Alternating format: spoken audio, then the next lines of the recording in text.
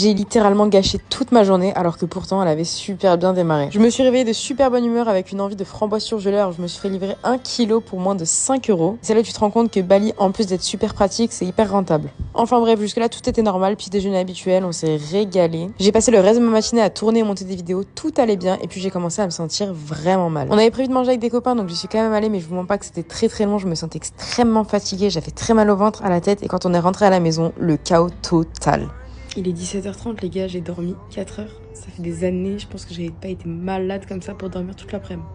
J'ai littéralement gâché une après-midi entière de travail. Pour pas gâcher non plus la soirée, j'ai quand même décidé d'aller au restaurant et d'ailleurs c'était délicieux, je vous le recommande. Puis on est passé à acheter des produits pour les cheveux que j'avais vraiment envie de crash tester. Il n'y a plus d'électricité dans tout le quartier. Je suis dégoûtée. Même plus la wifi. Ouais, l'électricité est revenue. Même pas 5 minutes après, j'ai pas le temps de me brosser les dents. Je vous laisse donc avec de la lumière et surtout avec le crash test des produits que je viens d'acheter. Si t'es une fille à Bali, tu connais forcément ces huiles ellipses et franchement si vous avez d'autres produits à me recommander, n'hésitez pas.